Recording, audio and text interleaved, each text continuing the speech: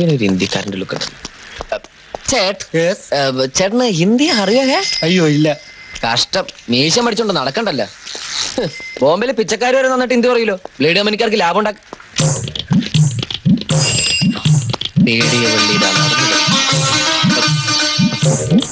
सरदार जी निक निक बैठो बैठो बैठो। ये खत पढ़ने वाला हरामी है। यस यस मैं हरामी हूँ। यस ഈശ്വരാ, എന്തത് ബന്ധിഷ്ടാണോ അടിച്ച് പല്ലെടുക്കാൻ? ആരും കണ്ടില്ല. മൂത്തവളെ നിർത്തി ഇളയവളെ എങ്ങനെയാ കെട്ടിച്ചുവിടുക? മൂത്തവള് മൂത്ത് അരച്ചിട്ടൊന്നും ഇല്ലല്ലോ. പക്ഷേ കുട്ടിക്കത് വിഷമാവില്ലേ? വിഷമാവില്ല. കാരണം നല്ലൊരു ജോത്സ്യനെ കണ്ട് മൂത്തവളുടെ ജാതകക്കുറി ഞാൻ വിശദമായി നോക്കിച്ചു. 6 മാസത്തേക്ക് കല്യാണ ആലോചന പോലും പാടില്ലത്രേ. വിഷമിക്കണ്ട, 10 പൊരുത്തവും ഒത്ത ഒരുത്തൻ ഉടനെ എത്തും. ഉദാഹരണത്തിന് എന്ത് പറയാ, സീതയ്ക്ക് ശ്രീരാമനെ പോലെ, പാർവതിക്ക് ശിവനെ പോലെ, ശകുന്തളയ്ക്ക് ദുഷ്യന്തനെ പോലെ, വള്ളിക്കായി സൃഷ്ടിച്ച ഗണപതിയെ പോലെ. ഇവരുടെ ദോഷം പറയാതോ. ഗണപതിയുടെ അതല്ല, സുബ്രഹ്മണ്യന്റെ ഭാര്യ വള്ളി. സോറി, ഉദാഹരണം പറഞ്ഞു വന്നപ്പോ ഉദ്ദേശിച്ചത് ഉൾട്ടയായി പോയി. മിസ്റ്റർ സുബ്രഹ്മണ്യത്തിന്റെ വൈഫാണ് വള്ളി അല്ലേ? ഗീതുമോൾക്ക് ഗണപതി ആരെങ്കിലും കണ്ടുവച്ചിട്ടുണ്ടോ?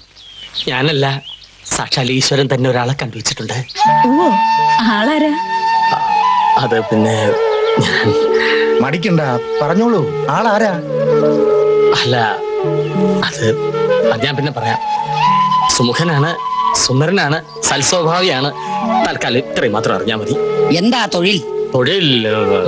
തൊഴിലൊരു പ്രശ്നമാക്കണ്ട. ഈ തൊട്ടിയെ രാജകുമാരിയെ പോലെ നോക്കും, ഗണപതിയുടെ കയ്യിലെ മോദകം പോലെ കാക്കും. എല്ലാം ദൈവനിശ്ചയം പോലെ നടക്കും. അയ്യോ, ചെക്കൻ എത്താൻ സമയമായി. ഭാനുമതി, മിഥുമോൾ ഒരുങ്ങാൻ പറയും. പറയൂ. ചെറുക്കന്റെ തറവാടേതാ? അമ്പാട്ട് തറവാട്ടിലെ ഗോവിന്ദൻ നായരുടെ 2ാമത്തെ മകളുടെ മകൻ, പേര് ജയദേവൻ നായർ. ഓ, അമ്പാട്ടുകാരാണോ? ഓ,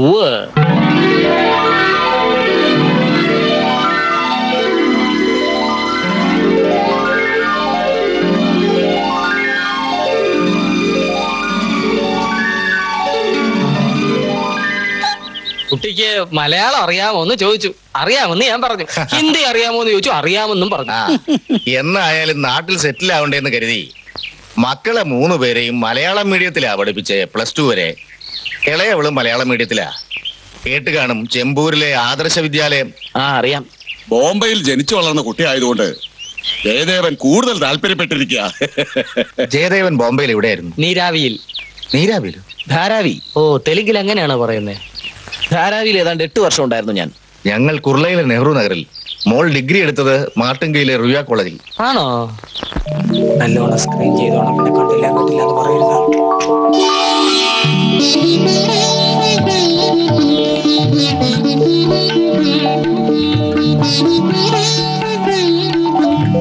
അവർക്ക് തമ്മിൽ എന്തെങ്കിലും സംസാരിക്കാനുണ്ടാവും. നമുക്ക് അപ്പുറത്തോട്ട് മാറിയിരുന്ന ചായ മോന്താ മുത്തച്ഛ.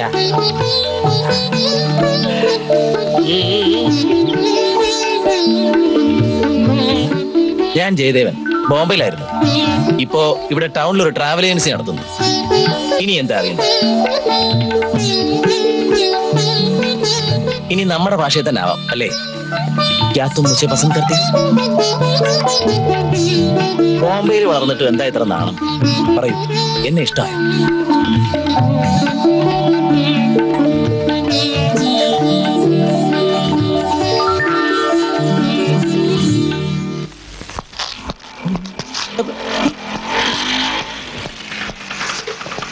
ഹലോ. ഹായ്. അല്ല, സാര് രാജീവനോ? ഞാൻ അന്വേഷിക്കാത്ത സ്ഥലങ്ങളില്ല. ഞാനും. അപ്പൊ സംഗതി അറിഞ്ഞില്ലേ? ഇല്ല. പരുന്നന്റെ രൂപത്തിലൊരു മൊരഞ്ഞ കഴുകൻ കല്യാണ ബ്രോക്കറായിട്ട് ആ കുടുംബത്തിൽ പറഞ്ഞെത്തിയിട്ടുണ്ട്. ഒന്നിനെ റാഞ്ചി, മറ്റേതിന്റെ റാഞ്ചിന് മുൻപ് നമുക്ക് എന്തെങ്കിലും ഒരു പദ്ധതി ആസൂത്രണം ചെയ്യണം. അല്ല, പഴയ പദ്ധതിയുടെ ഒരു ബാലൻസ് ഇപ്പോഴും ബാക്കിയുണ്ടല്ലോ. എന്താ? നമ്മറമുഖിയായി നാണത്തോടെ നഖം കടിച്ചവൾ എഴുതിയ പ്രേമലേഖനത്തിന്റെ മലയാള അർത്ഥം വളരെ കഷ്ടപ്പെട്ട് ഞാൻ അറിഞ്ഞു. അതെന്താന്നറിയണ്ടേ? എന്തത്? ഇതന്നെ ചെറ്റത്തരം കാണിച്ചോണ്ടല്ലോ. സ്വന്തം പ്രയത്നം കൊണ്ടാ ഞാൻ ഇതുവരെ എത്തിയത്. നിന്നെ പോലുള്ള ചീപ്പ് മീഡിയേറ്റർമാരുടെ സഹായില്ലാതെ തന്നെ ഞാൻ അവളെ കെട്ടാൻ പറ്റുമോ നോക്കട്ടെ. കട പോട്ടി അടിയില്ല. എവിടെ പോവാ? ഞാൻ വീട്ടിലേക്ക് 3 ദിവസം പറയണം.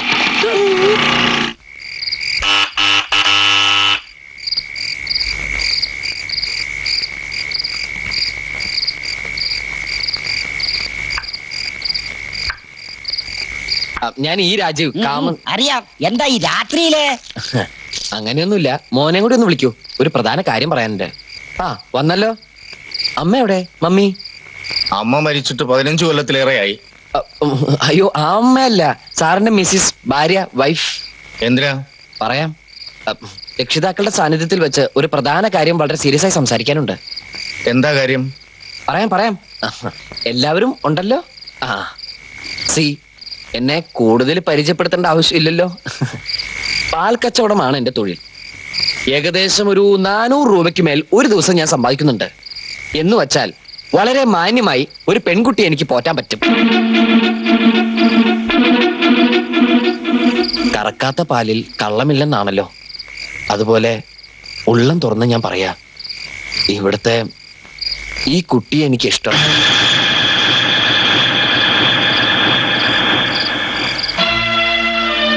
കുടുംബത്തിൽ കയറി ഒന്ന് തെമ്മാടിത്തരം പറയുന്നോടാ. മുത്തശ്ശ ദേഷ്യപ്പെടരുത്, നേരെ വാ നേരെ പോ. ഈ ഒരു മാർഗം എനിക്ക് വശമുള്ളൂ. അതുകൊണ്ടാ രക്ഷിതാക്കൾ സമക്ഷം ഈ വക കാര്യങ്ങൾ സംസാരിക്കാൻ ഞാൻ നേരിട്ട് വന്നത്. എനിക്ക് ധൃതിയില്ല. ഞാൻ നാളെ ഇതേ സമയത്ത് വരാം. അപ്പൊ വ്യക്തമായിട്ടൊരു മറുപടി തന്നാ മതി. ഓക്കെ? ആ പിന്നെ എല്ലാവരും കേൾക്കെ, ഞാൻ ഒരു സത്യം തുറന്നു പറയാൻ പോവാ. ഈ കുട്ടിയെ എനിക്ക് കെട്ടിച്ച് തന്നില്ലെങ്കിൽ ഞാൻ കിട്ടും ഈ ഉത്തരത്തിൽ.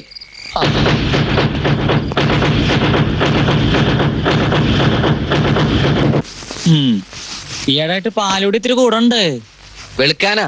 വേണേ നീ ഇത്തിരി കുടിച്ചോ. ഇങ്ങനെ പോയ കട വെളുക്കും. കട നിന്റെ അപ്പന്റെ ഒന്നല്ലോ, കൂടുതൽ തേച്ച് കൊടുക്കില്ലേ. പോടാ പോടാ പോ. ഇയാളൊന്നും പറഞ്ഞിട്ട് കാര്യമില്ല.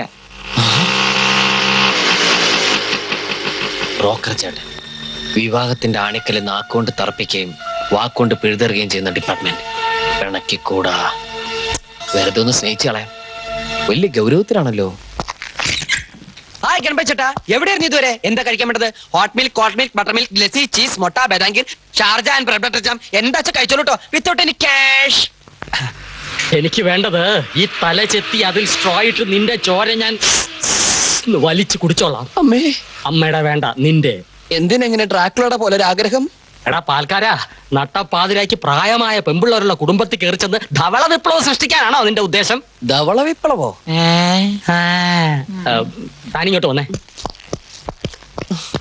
എടാ പാൽക്കാരൻ വാൽക്കാരനാവരുത്. വാൽക്കാരനോ? എന്താ അത്? എന്ന് വെച്ചാൽ പൂവാലൻ, വാൽ കൊരങ്ങ് അഥവാ വാൽ മാക്രി. മനസ്സിലായടാ? പൂവാലൻ. ആ. അത് ഗണപതി ചേട്ടാ, ആ. ഈ ജന്തുശാസ്ത്രത്തിൽ ഐ മീൻ ഇൻ സുവോളജി സ്കൂളിൽ പോകണ്ടേ മനസ്സിലാവും. ഈ പശുവിന്റെ കുഞ്ചിവാലിനെയാണ് പൂവാല് എന്ന് പറയുന്നത്. ഓഹോ. പൂവാലൻ, പൂവാലി എന്നീ പദങ്ങളെല്ലാം ഈ കന്നുകാലികളിൽ നിന്നുമാണ് ഉണ്ടായത്. ആ. അല്ലെങ്കിൽ ഉടലെടുത്തത്, അല്ലെങ്കിൽ ഉത്ഭവിച്ചത്. മനസ്സിലായോ ഗണപതി? നീ ആരാടാ സ്കൂൾ മാസ്റ്റർ എന്നെ പഠിപ്പിക്കാൻ? എടാ കന്നാലി ചക്ക, ഇന്നലെ രാത്രി ആരാന്റെ തൊഴുത്തിൽ ചെന്ന് കാണാൻ മുഞ്ചുള്ള ഒരു ജേഴ്സി പശുവിനെ നീ ദാനമായിട്ട് ചോദിച്ചോ? ദാനമായിട്ടല്ല, മാന്യമായിട്ട് പോറ്റാനാ. പോറ്റാൻ നീ ആര് പോറ്റിയോ? ശരി, പോറ്റാൻ അവര് പശുവിനെ തരുന്നില്ല എങ്കിലോ? ഞാൻ അഴിച്ചോണ്ട് പോരും. പശു വന്നില്ലെങ്കിലോ? വന്നില്ലെങ്കിൽ കയറൂരി കഴുത്തി കെട്ടും. ആരുടെ? എന്റെ. അത് ഞാൻ അവരോട് പറഞ്ഞിട്ടുണ്ട്. ഈ പാൽക്കാരനെ വെച്ചൊരു പാലം പണിതാലോ? ഇങ്ങനെ ഒരു അലവലാതി ആ കുടുംബത്തിൽ കയറിയാലേ എന്റെ മാർഗം എളുപ്പമാകും. അപ്പൊ താൻ അവളെ കെട്ടിയേ അടങ്ങൂ. അതെ.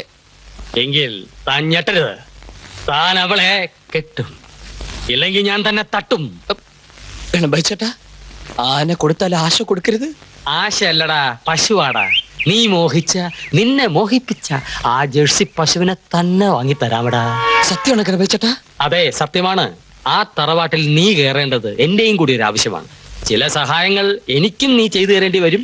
ഇക്കാര്യത്തിൽ ഞാൻ ചേട്ടനെ എന്തും ചെയ്യും. പക്ഷെ എനിക്ക് അത്ര പെട്ടെന്ന് നിന്നെ സഹായിക്കാൻ പറ്റില്ല.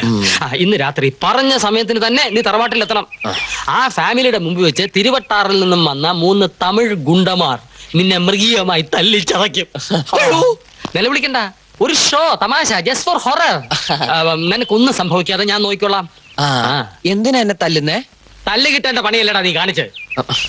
അല്ല ഗണപതി ചേട്ടാ, തല്ലൊഴിവാക്കിയിട്ട് തടി കടാവുണ്ട് വെള്ളം ഒടിച്ചിട്ട് അങ്ങനെ വല്ല പറ്റില്ല. അതൊക്കെ നേരത്തെ പ്ലാൻ ചെയ്തു പോയില്ലേ?